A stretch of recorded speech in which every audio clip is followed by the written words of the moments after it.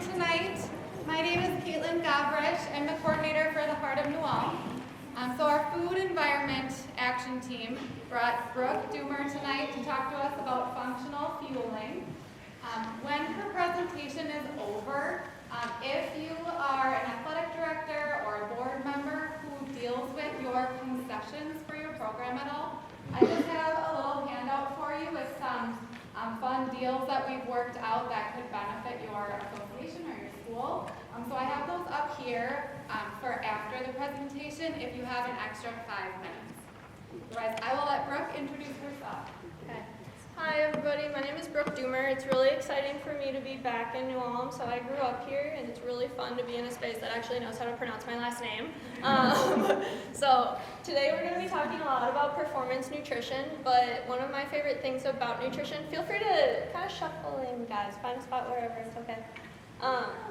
One of my favorite things about nutrition is that it applies to everybody. So today I'm going to be talking to you athletes specifically and your parents who are helping you get access to that food, but applying these foundations so that you can feel really confident with your nutrition, knowing that it's going to change as you move through different seasons with your sport, but also once sport is over. I know it's going to be like many years for most of you given the age in this room right now, but at some point those activities will kind of quiet down and come to an end. But we want to feel confident with our nutrition foundation so that we can apply changes where they need to happen. Okay? So just to give a little background on me, like I said, I'm originally from New Ulm. Hopefully it works. If you click the space bar, there we go. I'm originally from New Ulm. I graduated from Cathedral High School probably before this building was even built. After that, I moved on and did my undergrad at St. Ben's, where I continued figure skating for their figure skating team. And then I moved on to do my master's in dietetic internship at Concordia in Moorhead. And that's really where I got my first experience working with athletes from a sports nutrition perspective. So I spent some time at NDSU working with both the football program as well as all Olympic sports at NDSU, before I then took a job and went to West Virginia University for about a year, or a full school year. And I was the dietitian responsible for men's soccer, gymnastics, women's basketball, golf, and then the rowing team. So I worked with those athletes one-on-one, as well as in full teams leading these educations, similar to like what we're doing today, but really programming their nutrition so that they were performing to the level that they needed to and what coach was expecting for them.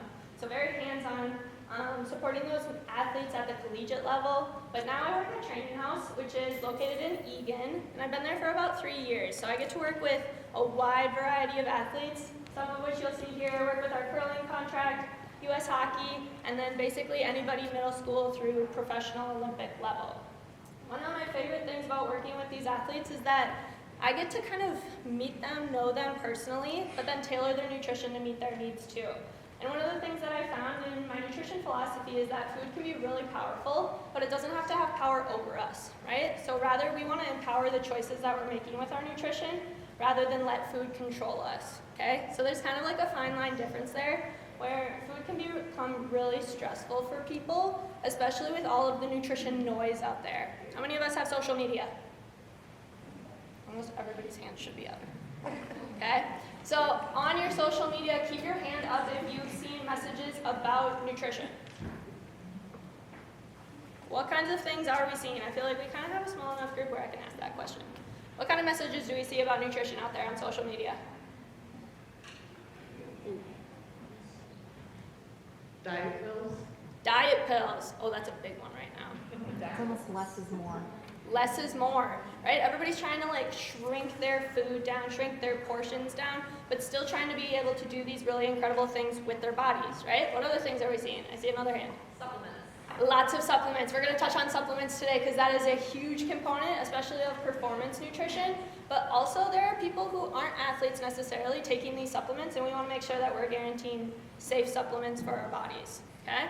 So there's lots of nutrition noise out there, and one of the things that I like to do is just try to quiet that noise for people. I don't want nutrition to ever feel overly complicated where they can't relate to it, because that drives a wall between them and food, and we have to eat every single day, right? We have to eat to live. So even though your sport is maybe going to be one acute chronic moment in your life, or your PT, maybe you're working with a PT through an injury, that's a small moment of your life, but you have to eat through the whole duration of your life. So we want to empower that confidence even more so, okay? So let's kind of get into this point. Today we're going to be really focused on our performance nutrition and how we can help in boosting our energy. A lot of athletes come to me because maybe they're fatigued. They're midway through their season and they're like, shoot, like my legs are tired all the time. Or maybe I'm struggling with hydration and muscle cramps. Or maybe they're working through an injury and we want to help them return to sport fully and better than they were before they got injured. Okay? So we'll focus a lot on the performance side of things, but as I was saying, there's a lot to do with that long-term influence of our nutrition throughout the rest of our life too. So really feeling confident, and I like talking to younger and younger athletes because I did not have this resource. I wish I would have had a version of me coming to talk to me when I was an athlete. There were so many gaps potentially with my nutrition that I had no awareness of, okay? My dad is here tonight. He did a great job of feeding me. I won't say anything bad in that regard, but I wish I just knew a little bit more information so that I could hit my full potential, right? So this quote here at the bottom, nutrition can make an average athlete great or a great athlete average. I really think that nutrition for a lot of athletes could be that missing puzzle piece where your training might be really locked in, your sleep schedule might be really locked in, you're naturally really good at your sport, but if you're not locked in with your nutrition, there might be a missing element for us, okay? So just things to think on. As we go through our slides today, I want everybody to really think reflectively of what you're doing right now with your nutrition and see if there are components that we should really focus on. I think tackling nutrition changes can feel really overwhelming because I'm going to cover a lot of information in a short amount of time, okay? But find one thing that you really want to emphasize or put some more work towards so that we can start building those changes now and then they'll grow, okay?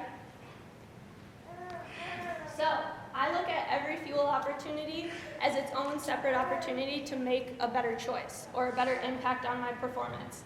So my natural prescription for most athletes that meet with me are going to be 3 meals and 2 snacks every single day, okay?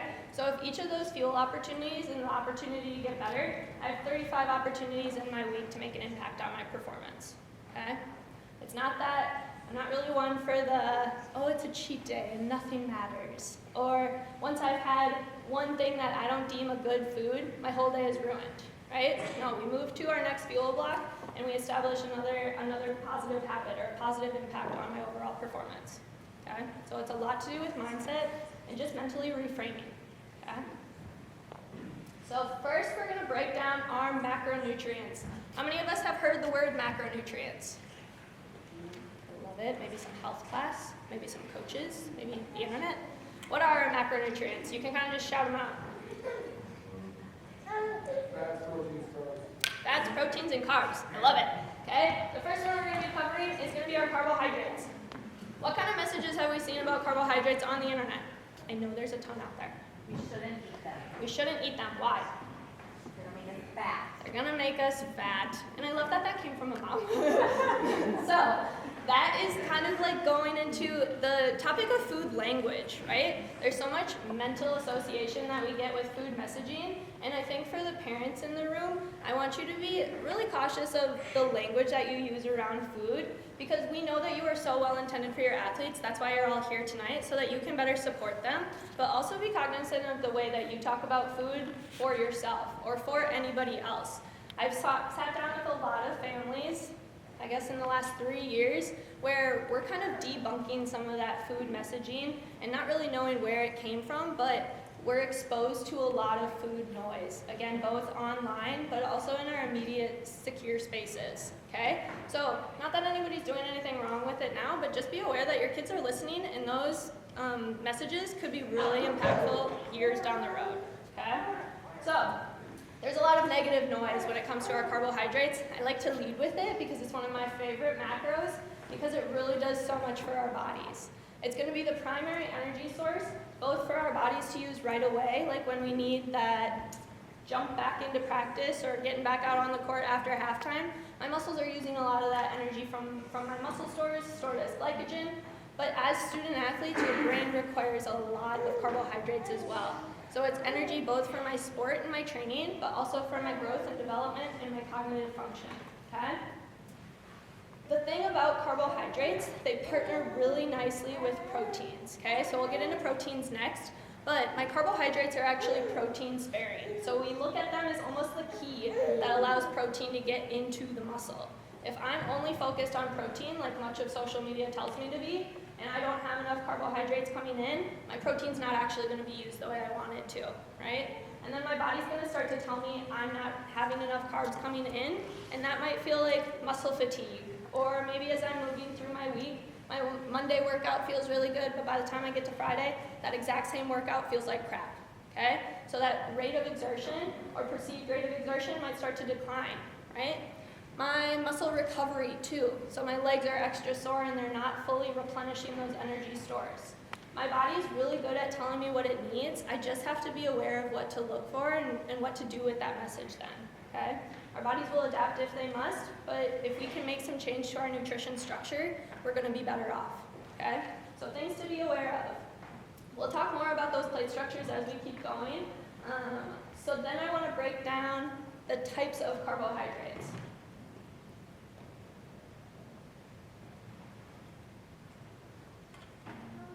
I love technology. We'll get it up eventually. So our carbohydrates, I like to break them down as complex and simple. Okay? I am not a good and bad food dietitian. I know there's a lot of like good bad food language, like eat this, don't eat this. I look at food more so as purposeful or functional. So I'm making those changes or choices based on what my body needs in that moment, especially when I'm talking about my performance. So when I think of my complex carbohydrates, these are going to be my long-lasting carbs. So I look at them like a log on a fire. How long does a log take to burn off when it's on a fire? I saw a hand shoot up. A log takes a really long time to burn off when it's on a fire. All good. That log is going to burn for a very long time, but it's still releasing and producing energy, okay? Versus my simple carbohydrates are going to be more of that quick-acting energy, more so like when I throw a leaf on a fire, and that leaf is going to burn off really quickly, right away, okay? So they both actually break down to the same type of energy or energy potential that our muscles or our brain are going to use, but it's just a difference of how quickly that action is happening, okay? So another thing that I think of when I think of my complex carbohydrates, I think of fiber, okay? Fiber is going to be really impactful for my digestion and helping me feel satiated longer so that I'm not just like ravenous and running through the pantry all the time because I'm only indulging in those simple carbohydrates all the time, okay? So again, I'm not a good bad food dietitian, but I want to be purposeful with my choices. At my meal times, when I have more time for digestion to happen, I want those complex, long-lasting carbohydrates to get me that fiber, keep my digestion regular, and store up that glycogen in my muscles. But that fiber is not going to be very appropriate for me right before I head into a game or into a practice, or between periods at my hockey game, okay? So in that case, I want more of my simple, quick-acting carbohydrates, okay? Do I want all of my carbs just to be met from simple carbs? Because those are my favorite foods. No. Sometimes I do, but often I don't, right? So we want to be aware of what's going to be the best bang for my buck. Even within that simple carbohydrates list, there's some fine-tuning that can be done. I don't want all of that simple carb just to come from those processed cookies and candies, because I want to get the nutrient density of my fruits in there too. So those fruits break down really quickly, but they have more nutrients to them. So energy dense versus nutrient dense is kind of what we also break those simple carbs down to, okay? So I like to use that little checklist when I'm moving through my meal times to see, have I gotten my grains? Have I gotten my fruits and my veggies? My dairy products for us who are still growing and developing. We want those strong bone developments to be happening. And we can sneak in those desserts when it's appropriate, but not all my simple carbs need to just come from desserts and cookies. Okay? Then we move on to protein, okay? The one that gets probably the most attention on social media. Everybody knows protein is that thing that does all the muscle building. But I think there's a lot of skewed messaging when it comes to protein, thinking that more protein therefore means more muscle. But there is a capacity that our body has and a threshold for how much protein we can take in at once, okay? We don't want to overload our systems because protein is also very satiating. So meaning it fills us up longer and faster. So if I have a whole plate's worth of protein, but I don't have enough space for my grains to come in, then I'm not getting that energy from the grains, and that protein is not all going straight to my muscle. My muscle's gonna get what it needs, but then we're gonna store the rest, okay? And it gets stored in different forms. Protein is also not gonna be our most effective energy source, okay? So like I said earlier, our bodies are really adaptable, and if they must break down protein, therefore breaking down our muscle tissue, they will do that because we don't have enough carbs coming in. As athletes, do I wanna be breaking down my muscle tissue? No, right? If I break down my muscle tissue, then I'm losing that strength and that power that I've spent all off season trying to build in the first place, okay? So those are sacrifices that we don't wanna make. The better thing we can do is spread out our protein throughout the day. So again, looking at that prescription for 3 meals, 2 snacks throughout my day, so that I can spread that protein out so I'm digestively comfortable and still leaving room for the rest of the components on my plate, okay? We get asked all the time about how much protein should I be having as an athlete. How many of us have seen kind of that rule of thumb to use, like 1 gram per pound of body weight? I feel like that's all over TikTok lately. Have we seen that? Maybe some, okay? So instead, that would be overdoing it for a lot of athletes, kind of pushing that satiety and pushing that gap then with my other sections of the plate. So we use a slightly different prescription and we look at body weight in terms of kilograms. But if we were to put this in terms of pounds, it's gonna be less than 1 pound or 1 gram per pound and more so like 0.6 to 0.8 grams per pound of body weight, okay? This gets really kind of muddy in the numbers and I never expect people to figure out those calculations for themselves, and that's where we really encourage going to meet with a sports dietitian or somebody to talk about what is going to be unique to me and what are my body's needs, because this is going to look very different regardless of if you guys are all doing the same exact training, okay? So it's very specific to your composition, your genetics, your health history, and what your goals are, okay? Then we like to break down those protein sources in the same kind of way. So everybody kind of knows your protein foods as your animal products. Everyone always throws out like chicken or beef or salmon, okay? But sometimes we forget that our plant-based sources are also good sources of protein. And the biggest thing that we want to emphasize with this is getting variety, okay? I have a lot of people who come to me who are trying to put on muscle and they're like so programmed, and we give them the numbers and they're like, I'm just gonna go eat chicken and rice and broccoli and maybe throw some yum yum sauce on there. For me personally, that would do okay for about 2 days, and then I'm like, I hate yum yum sauce, I never want to see chicken again, I'm over rice. Has anybody found themselves in the same situation? We need some variety. How many of us enjoy eating? Yes, I love that, okay? So I want you guys to continue enjoy eating, but I don't want it to become like too programmed where it's not fun anymore, right? Because again, we have to do it every single day for the rest of our lives. So I want there to be some variety to it. That variety is also gonna offer my gut microbiome, which are kind of like the little support mechanisms within my digestive system that keep things processing the way we want them to. So my gut microbiome really thrives on diversity too and exposure to other bacteria, okay? That's a good thing. That's going to keep my immune system strong and my body healthy. We need diversity within our foods in order to support that gut diversity too, okay? I put a little star by my protein powder, my protein shakes, and my protein bars. How many of us use those kind of products? Like protein powders, yeah, okay? They're very popular, and there's so many different options out there in the grocery stores or at GNC, right?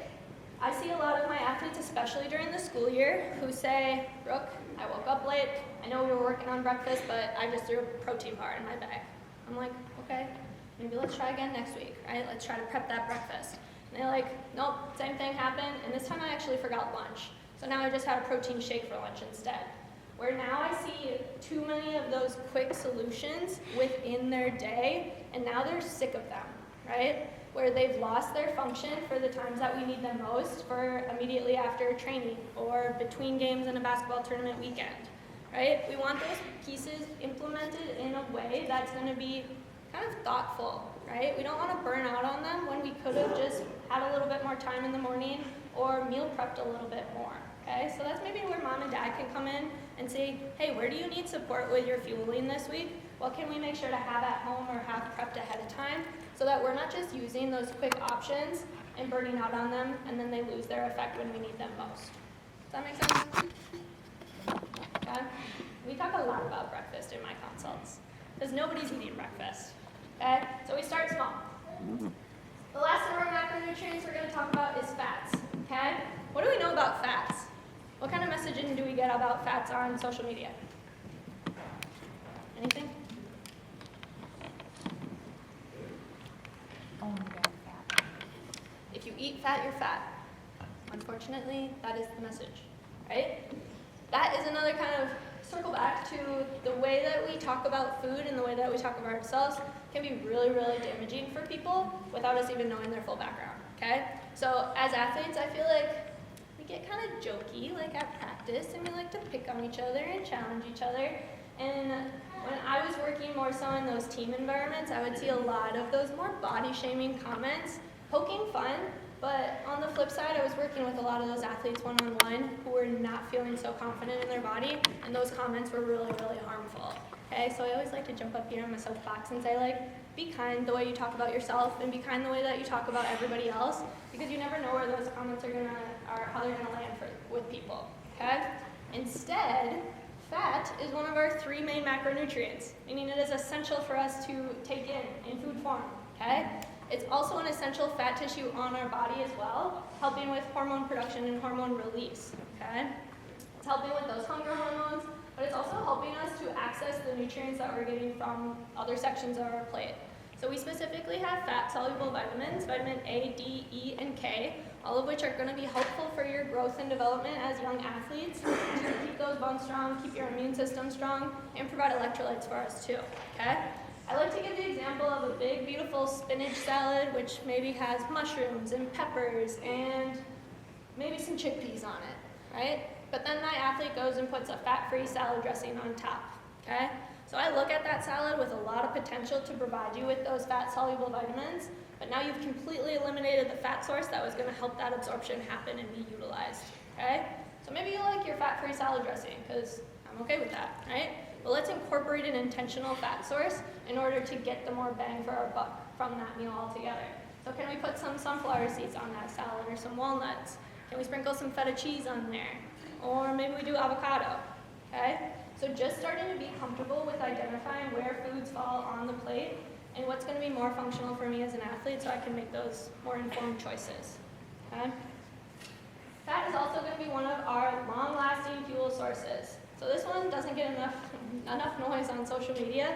Your body is constantly using fat as a fuel source, okay? It's kind of like your background energy for that low to moderate intensity work, which is basically like everything except that jolt explosion work, okay? So your body's always using it as a fuel source, and if we don't have enough of our essential fat tissue, then the body will start to quiet some systems down, and that leads to a whole other slew of issues, which we will get into in later slides, okay? So we want to make sure that we're protecting this body and helping it to recover from the training that we are doing. We're always training for a purpose, whether it's to prepare for a game or a match, to get stronger, right? Those goals might change whether we're in season or off season, but your body's putting in a lot of work. So we want to make sure it's protected, meaning that inflammation is going to be very prevalent. How many of us in our sports season have felt muscle soreness already this year? Okay, a little bit of muscle soreness is going to be expected, and coach might push for that on purpose, right? But we don't want prolonged soreness, meaning your body's not clearing out that inflammation in those stressed muscles fast enough, and then you're compromising those movements or skills altogether. I think of my gymnastics girls in West Virginia. There was a lot of work being put in for preseason, and we had some girls who weren't fueling properly and then ended up getting hurt early in their season because their body wasn't doing the skills properly. You're putting your body at a lot of risk. We want to make sure that it's protected, okay? So our fats can help with that in all of the meal prescriptions that we talked about too, okay? Then we break down fats even further. So we have our functional fats and our lesser functional fats. My functional fats are going to be more of those plant-based sources or maybe fatty fish, avocados, nut butters, chia seeds. These fats are going to be more protective in helping you to clear out the inflammation in your muscles and in your body, okay? So we want them there and incorporated into our mealtime so that inflammation management can happen. Our lesser functional fats though, like our trans and saturated fats, are probably some of my favorite fats, I'm not gonna lie. I like my pizza, I think we're having pizza tonight when we get home. And some of my other animal products, okay? So these fats are actually gonna delay that recovery. So they might not be my best option as an athlete right after a heavy training session or after a heavy competition week, okay? They're gonna slow down how quickly my body can recover, where I might have the better option of choosing those more functional fats. Again, another big place where there's not good foods and bad foods, but it's gonna be what's more effective for me as an athlete at this time. Okay? Then we get to everybody's favorite section of my plate, okay? We have our vegetable section. How many of my athletes are eating, I guess, something green every day? A decent amount of hands. Okay, what about 2 servings? Two servings of vegetables a day. A little bit fewer hands. How about 3 servings of vegetables a day? Some hands. Okay, remember I said let's make a little checklist of things we could maybe work on. This is often where I start with my athletes if it's not breakfast. Let's work on incorporating some of those colors onto our plate.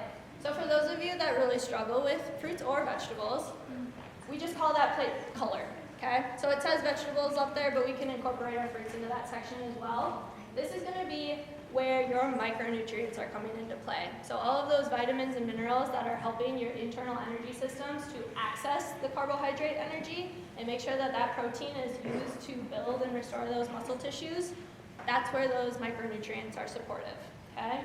So they help with our digestion, they help access the energy, they keep our fiber content up as well, so not just those whole grains from our complex carbs, but also our roughage, right? Or our leafy greens, okay? And protecting my immune system. How many of my athletes have gotten sick already this school year? Oh, Mom, you're doing so much better than my kids in the cities. That makes me so happy. Everybody's gotten sick in the cities. It's disgusting. Okay? So you guys are doing okay with that, but I want to make sure that that keeps up throughout the rest of the school year. Okay? My immune system gets a lot of support from my micronutrients so that I don't get sick when maybe the rest of my team is getting sick. Okay? So all very key points.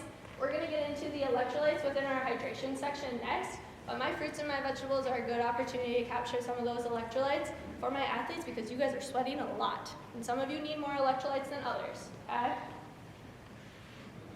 So before we get into hydration, let's talk about putting all of those components of the plate together. How many of us have maybe seen these performance plates before? A little bit, okay? So I kind of like to use them first as that guiding tool to identify what does my training look like and maybe what are my goals, okay?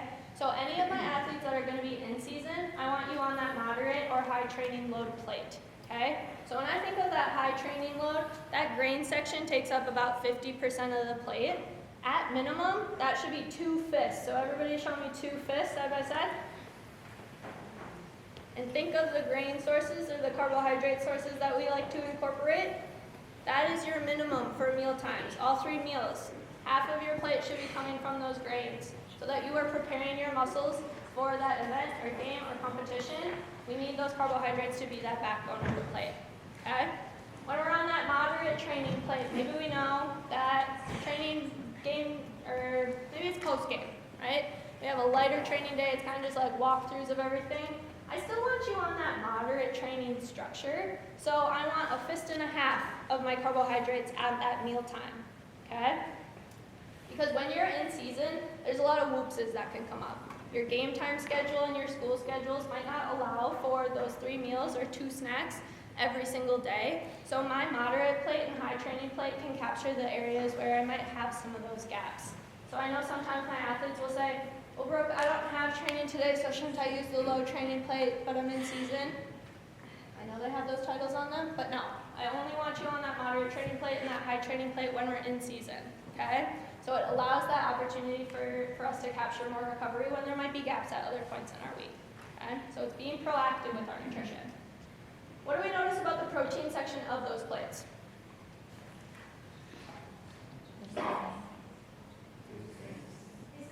It's the exact same. Why would it stay the exact same if my training is increasing though? I don't know. I'm going to tell you, okay? It stays the same because protein is more important to spread spread throughout the day, right? More training doesn't mean more protein. It doesn't mean that more protein is going to lead to more muscle, right? It's better to distribute protein throughout the day. Your needs don't necessarily change, but we can be more strategic in when we're timing things. So we'll talk about that within our recovery section later on. So protein stays about the same. What do we notice about fats, kind of off to the side? I know it's complicated. Do fats increase or decrease as intensity increases? It increases, okay? Because we're asking more of the body, therefore we need to be putting more energy in. And my fats are going to be an energy-dense source for my body to get that recovery met and help clear out that inflammation, but also be that fuel source for us, okay? Fats are a little bit separate too from the plate because we want to add them intentionally, knowing that my proteins are also going to be incorporating some of those fats. So especially when I'm using more of those animal-based fats, like my chicken or my beef, or maybe it's my yogurt or cottage cheese, that's going to incorporate some fats, but I need to do a little bit more than that.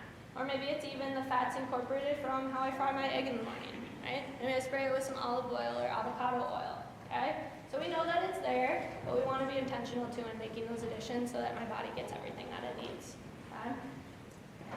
I like using these plate structures because each of you have your hands. Those hands are more so prescribed to you, and not that you or the person next to you is going to have the exact same plate structure, plate measurement, portion measurements, okay? So build your plate based on your needs, whereas mom and dad might have a completely different situation going on at home, where they might be using more of a low training plate. But just because mom's plate looks like this, and I know I have a game tomorrow, I still need to be using that high training plate. I think when it comes to nutrition, there's always like this strive to compare to each other, right? That's kind of like the nasty side of social media, where everybody wants to be doing the exact same thing because it makes us feel a little bit more secure. And it's hard to be the one to like start doing something different on your own. I find that to be a big challenge for my athletes, like in the school lunchrooms, where maybe their friend that they sit next to at lunch is not an athlete, and maybe they're struggling with their nutrition in ways that we don't even know about. Right? But just because they're struggling doesn't mean that we need to compromise our choices to follow their lead, okay? So it's hard to do this, but start kind of adapting some of these changes and get comfortable with using these plates so that we can feel confident for ourselves. That is not selfish, I promise. Okay? Next we get into hydration. It's kind of like the lost topic when we talk about nutrition because it doesn't necessarily pertain to the food directly, right? But I actually think of it as the shuttle to move all of the nutrients that we've just covered with our different sections of the plate and allow them to get access to the organs and tissues that we need those nutrients to go to. Okay, so they kind of act like a little car. Similar to my fats and my anti-inflammatory fats, my fluid is going to shuttle out the things that my body no longer needs to eliminate that inflammation as well. Okay? For many of my athletes, you guys are putting a lot of just like pounding stress on your joints. I think of like my gymnasts, even my like basketball players or like my heel strike sports, endurance athletes. That's a lot of pressure on your joints while they're still growing and developing. So in order to protect those joints, we want to keep things lubricated, okay? We don't really want to dry out the body where you're not getting that protection and thus more susceptible to injury. So similar to my joints being protected, I want that muscle tissue to be well hydrated as well. So we often talk about hydration. We want that muscle to look like a fresh steak versus like a beef jerky, okay? That beef jerky is going to tear really easily, thus creating muscle tears. Whereas that fresh steak doesn't really tear like that, okay? So we want those tissues to be hydrated. There's a couple different ways that we can measure what my individual hydration needs are. So the first one I always like to start with is that urine chart, okay? So looking at the color of your pee can really tell us a lot. We want to be around that like 1, 2, 3, teetering towards dehydration a little bit, but we like that pale yellow kind of lemonade color, okay? We don't want to be too dark. That's going to indicate dehydration, where they're more susceptible to tears or you're not moving those nutrients. But we also don't want to be clear. How many of us have seen that maybe message on social media like peeing clear, that means I'm good to go? Maybe a little bit, okay? We don't want to pee clear because it's almost similar to how our body feels when we're dehydrated. Overhydration can tell us that there's an imbalance in where that fluid is being distributed. So my body might be more susceptible to injuries that way as well, or muscle cramping, okay? If that doesn't feel kind of like right for us, we can get even more prescriptive with it. So we use half of our body weight in pounds. Everybody kind of think of what that number might be. A little mental math for you. We're going to take that number divided in half. That is the number of ounces that we want every day at the minimum. Okay? So I have my example athlete, 150 pounds. They're needing 75 ounces of fluid at the minimum. Okay? So my Gatorade bottle is about 30 ounces. So we need 2.5 of those water bottles. Does everybody have a go-to water bottle that they like to carry with you throughout the school day? If you don't, that would be a good place to start, okay? So everybody should practice calculating what their minimum hydration needs are and start shooting for that number. A lot of my athletes are underhydrating and therefore more susceptible to injuries or muscle cramping, where that fluid's not getting where it needs to go very effectively. Okay? And then with all of that fluid loss, we look at what else is within that sweat that we're losing. Sometimes we categorize our sweaters as either heavy sweaters, meaning you're losing a lot of fluid, but there's also salty sweaters, okay? So salty sweaters are those athletes that lose a little bit more sodium, which is already the primary electrolyte you're losing in your sweat, and it leaves almost that like gritty texture on your skin after you've finished up with a workout. I myself am a salty sweater, meaning I need to focus on my electrolyte intake a little bit different than the girl on my team who's not a salty sweater and maybe just sweats a lot, okay? So our athletes can lose anywhere from 34 to 100 ounces of sweat an hour, right? That's not necessarily prescriptive, but there is testing that we can do to figure out what is your sweat rate and what is your electrolyte loss so that we can be super prescriptive in how we're incorporating those electrolytes back in, okay? And we want to try and stay as proactive with our hydration so that we can prevent those injuries from happening in the first place. Okay? So identifying if you're a heavy sweater, salty sweater, trying to be cognizant of where those electrolytes are coming in at, because they all have a purpose to help facilitate those smooth muscle contractions and preventing of muscle cramping. Okay? This is where we start to see a little bit more on the kind of electrolyte market. How many of us use different electrolyte solutions? Whether it be like bottled solutions or like packets? What kinds of things are we liking? Liquid IV. That one didn't make the list, but that's a good one. Yeah. What other things? Which one? Maybe it's Gatorade. Propels. I'm seeing some head nods. Lots of liquid IV. Okay? This is where we lay out, this is all the numbers of sodium content for those different solutions. Again, sodium's going to be that primary electrolyte that we're losing in our sweat, so we want to make sure that we're focused and prescriptive on how we're reincorporating it. I always tell people to start small with it so that we can increase based on what our body is telling us. Again, looking to see, my body's going to tell me what it needs, whether it's cramping or that fatigue that I feel, or maybe that burning in my legs that might be telling me I need to work on my hydration a little bit better. Let's start small so that we can incrementally work up, but also know that you don't have to buy into those supplements, right? The electrolytes market is very saturated right now, and I think that's great for some, but not everybody needs that fancy product, right? Stuff starts to add up and it gets expensive, so just being aware, like, what do I need, right? It might be different than the girl next to me on my team. What's gonna help me, okay? So when we look at the sodium content of these products, they're increasing. If you click it, twice. We can also see that we can get these sodium numbers met also by food, okay? My West Virginia soccer guys were big pickle drinkers, okay? So I would do hydration testing with them before their matches, and then for those that were really struggling to hit their hydration goals, we would give them a cup of pickle juice, okay? Sometimes people just need that salty pre-fuel before they get training though. So bag of Chex Mix, or maybe it's Goldfish, could be an option for those where you're getting both your electrolytes as well as that carbohydrate being met before you start going. Okay? So a little bit of cheaper options if they're appropriate for us. I'm not saying that those solutions are all bad. We can certainly incorporate them once we know what we need. Okay?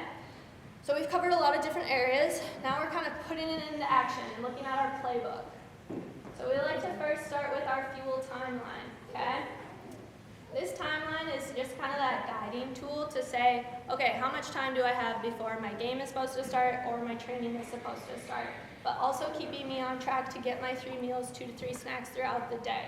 So at that 3 to 4 hour mark is a really good time for me to incorporate my high athlete training plate, where I can get all of that fiber met, my protein needs met, as well as that fat, which is gonna be really filling and satiating and take a long time to get where it needs to go in the body. Okay, so 3 to 4 hours gives you enough time for that meal to digest and break down. But as I get closer to training starting, I want to start reducing that protein and reducing that fat content because that's not where my most efficient energy is coming from and it's taking longer to digest anyway. So I want to emphasize that my carbohydrates stay high the entire time, and usually at that like 1 to 2 hour mark, hour and a half, is when I want to start switching from my high fiber carbohydrates and those complex sources to more of my simple carbohydrates so that they break down and get stored more efficiently into my muscles, okay? This is where like Uncrustables become a really great option. A lot of my athletes like Uncrustables right now, where we know we're gonna get a little bit of protein and that's okay to help kickstart the recovery on the back end from that training. So maybe an hour and a half before I get started, I'm gonna have an Uncrustable. That white bread is actually gonna be really purposefully the decision I'm making because that's a simple carb compared to that whole grain bread that maybe mom and dad prefer, or maybe I prefer the flavor of that, but my white bread's gonna be more purposefully chosen at that time because it's a quicker energy source, okay?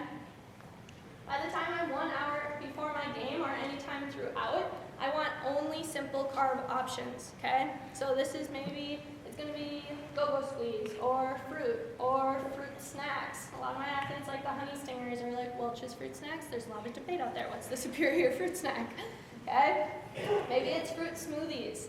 How many of us struggle with low appetite on maybe game days, meet days?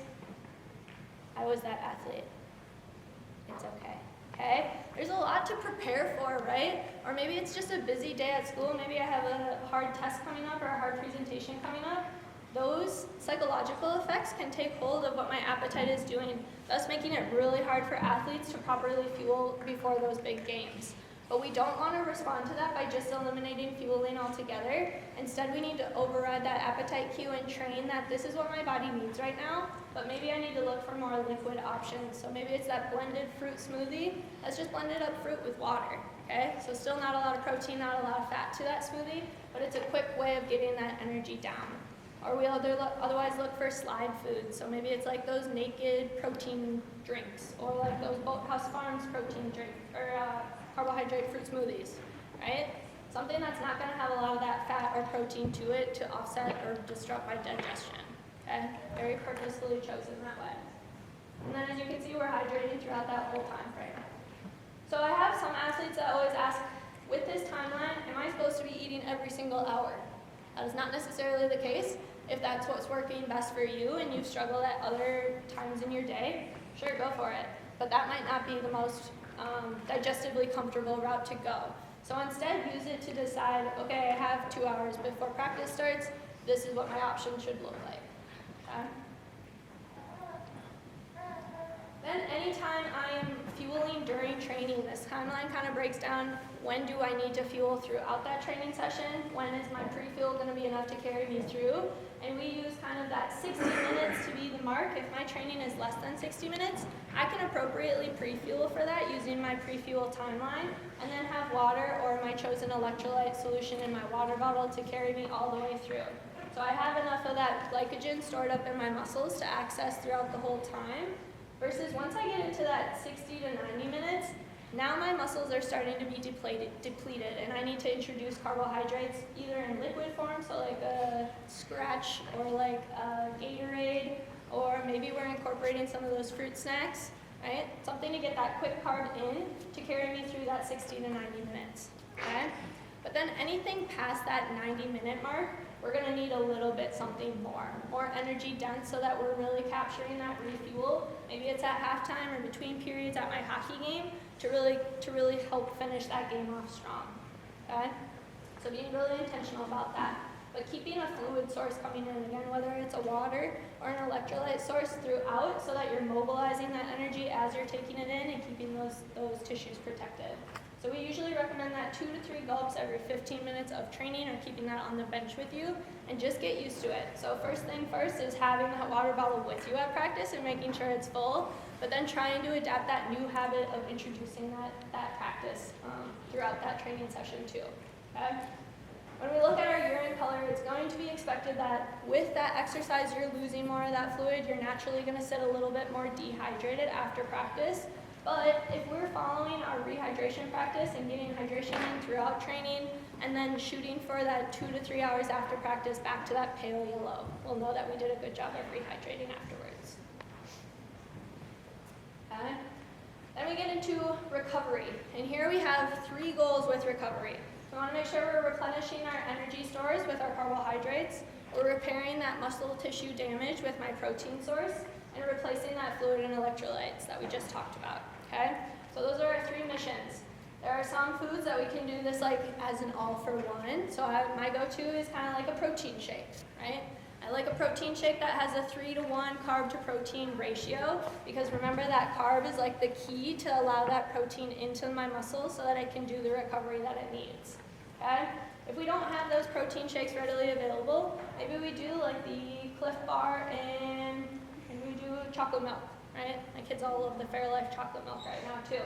Or maybe we're proactive and we packed a turkey wrap with some cheese and meat, right? So that we can get that 3-to-1 carb protein ratio met. But try different things, especially early in your season, so that you know what's gonna feel right for your body after an intensive workout. Again, appetite might be suppressed after a heavy training session, so maybe we're not super hungry for that turkey wrap. And instead, I do need that liquid option. So maybe I look for those blended smoothies or ready-made smoothies so that that drinkable form just goes down a little bit easier. Okay? So we're getting that in within that 30 minutes right after training is finished up or a game has finished up, because my muscles are really proactive at recovering that tissue right away and replacing that energy really fast. Okay? So that's within that 30 minutes, but then that puts me right back on track to be having my another full meal, another 2-3 hours after that session as well, right? So really blocking things off throughout the day. This is kind of a full together schedule of what my fuel day could look like, okay? I know when I show this slide to people, people will sometimes get really overwhelmed. They're like, oh my gosh, Brooke, I'm not doing like half of that. But I want you all to pick a part of our conversation today on where we could start, right? And have conversations with your family too. See what kind of support you need, because I've had a lot of conversations recently in my consults where mom is doing all of these things and maybe asking like, hey, did you pack this right away? Like, do you have this in your bag? And the athlete feels like it's nagging, right? It's nothing against you moms, that's just kind of how teens are, I guess, right? So tell them what kind of support you need. Maybe contribute to the meal plan for that week or contribute to the grocery list, right? As the athletes, you're responsible for your nutrition, and right now you have a lot of help right there at home, but come college time or even after college, you're gonna be fully responsible. So like play around with some different things right now when you have the support immediately built in so that you can adapt changes as you need to, okay? And I like to touch on energy availability, just because this is a conversation that I have with a lot of athletes, and low energy availability specifically. You can hit the second one too.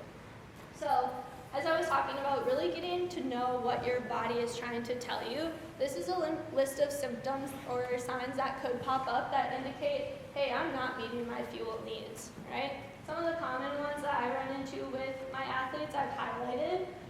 Especially for my female athletes, we see a lot of changes to menstrual cycles, and I think for a long time that was a very normalized thing that told us you are a really high, good trained athlete, you don't have to deal with your period, right? But we now know, thankful for research, that your missing period is not something that we want to continue supporting. We want to make sure that that menstrual cycle is regular so that your bones are protected and long-term health is protected, okay? So your menstrual cycle can tell us a lot when we have that natural cycle, okay?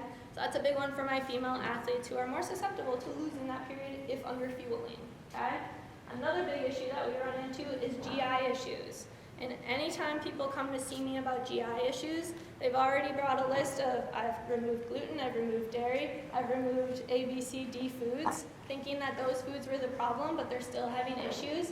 And now that they've shrunk their nutrition down or their portions down, they're at risk of low energy availability, meaning that their systems are no longer fueling for that digestive system to work the way we would expect it to. So it may not be a specific food trigger, but working with a dietitian, we can really help to pinpoint, is this food specific, or are we just not eating enough for your digestive system to work the way we'd expect it to, okay? So oftentimes we're asking those people to eat more, and then that system re-regulates, okay? All these different systems can go out at any kind of certain order. There's no rules to it. Anything can start to present, and it doesn't have to follow an order, okay? Then there's the whole emotional aspect. I am definitely somebody that gets hangry if I've gone too long without a snack or a meal, right? Holly's laughing at me right now because maybe she's experienced it. But that hanger is definitely a sign that, hey, my brain doesn't really have the energy right now to be rational or be kind to people, okay? Because it's fighting to look for that energy elsewhere in our body, right? That can kind of go along with a lot of negative self-talk. So again, I work with a lot of athletes who maybe struggle with eating disorders or disordered eating, and an underfueled brain is not always the nicest brain, and it's going to be a more anxious brain because now your brain doesn't have the wherewithal to know where energy is within the body, therefore it's not thinking rationally, okay? So picking up on any of these different signs from the body that might indicate, hey, I need to take a harder look at my nutrition and maybe adapt some changes, okay? Again, it's not going to be full checklist, but just things to look out for so you can kind of be reflective. Okay. Then when we look at muscle depletion, I like this slide just because I don't know a single sport that has their most important competitions at the beginning of the year. And I see all too often, my athletes are like, yep, I'm good, Brooke, like I don't need to meet with you all season because I got things locked in after day 1 of practice. And then I see them maybe like a month and a half down the road and they're like, oh gosh, I've just like been so fatigued for the past month and I don't know what's going on. And it's because this glycogen depletion was happening, but we were never fully recovering from it. Okay, so that stress on the body compounds, and now you're at your most important competitions and your body is really trying to play catch up. So that's a lot of pressure to put on us with your nutrition and changes to make to your training schedule to fully replenish those muscle glycogens or any injuries that may have popped up along the way, which is why we want to be super diligent about this from the get-go, so we don't have to play catch-up. Be proactive with your nutrition now so that you don't have to play catch-up later. This is kind of like a similar but inverted style of the same graph where energy distribution becomes like a major focus, okay? So the goal is to get that energy evenly distributed throughout the day, like the graph on the right. But oftentimes I see people who are like, yep, I skipped breakfast, I have no time for snacks, and maybe school lunch is gross, and so I just like eat the peanut butter jelly sandwich that they have. But now I get to the end of my day and the end of my practice, and I am starving, okay? So I just like plow through the pantry. This represents the same amount of calorie intake and energy intake, but your body's not utilizing it in the best and most appropriate way, okay? So we like to find that balance, and it's not all the time that we flip from graph 1 to graph 2. It takes time. Again, we want to cherry pick like parts of our day that we can start being actionable with some of those changes so that it can be sustainable change for the long run. Okay, now we're getting into supplements. And I like to start with caffeine because all of my high school athletes come to me asking about caffeine. And I have my recommendations. Anybody 12 and under, I would really just prefer that we don't do it because of its impact on potential growth delays. For those that are closer to that 12 to 18-year-olds, I really recommend no more than 100 milligrams, okay? If you are somebody that relies on energy drinks or caffeine sources because you maybe have gaps with your nutrition, that's all we need to know. You're not eating breakfast, you're skimping on lunch, your energy is not actually coming from the caffeine itself. Caffeine is a central nervous stimulant, meaning that it will help to mobilize the energy throughout your body, but you have to do the work of providing the energy for them first, and that comes from foods, okay? So there's a lot of positives to be said about caffeine. It can really help with the alertness and helping to mobilize that energy, but it's not all the time the end-all be-all. You need to be fueling with foods first and not relying on caffeine as a crutch, okay? The other big thing is there can be some negative side effects with caffeine. So for those of you that get a little anxious on competition day, caffeine can increase that heart rate, thus making us feel even more anxious, all of which we want to try and avoid. Similarly, those that get that low appetite on game days, caffeine is going to be an appetite suppressant, meaning I start my morning with my energy drink because my appetite's already low in the morning, so I skip breakfast. That appetite suppression sticks with you throughout the rest of the morning. You've now missed AM snack, maybe lunch, okay? So there's a lot of potentially negative if we're not using it the right way, okay? Then we kind of look at these different sources. And as we can see within our recommendations for no more than 100 milligrams, your only option is really coffee. And I don't know many high high schoolers that are just drinking the black coffee. I more so see the Celsius and the Monsters and all the other things, okay? So the other thing that I like to get into, how many of our athletes here really want to participate in collegiate sports? Yeah, get your hands up high. Love that, okay? So one of the things that the NCAA does is monitoring for any supplement safety concerns. And so caffeine is actually monitored because it is that stimulant which can enhance your performance, which then puts you at kind of an advantage to the competition who's maybe not using that stimulant. So it's not completely banned, but they do monitor it with a drug test, okay? So in that drug test, if you test over 15 micrograms per milliliter, which is about 500 milligrams of caffeine, so my athletes that take 2 of those Celsius might be pushing that threshold, which I have seen people do. You pop positive on a drug test, and now you are no longer eligible to play, okay? So the thing that you've been working your entire high school and middle school career for has now been taken from you because we had 2 Celsius. Was it worth it? I don't think so. That's just my perspective, okay? Everybody metabolizes caffeine differently too.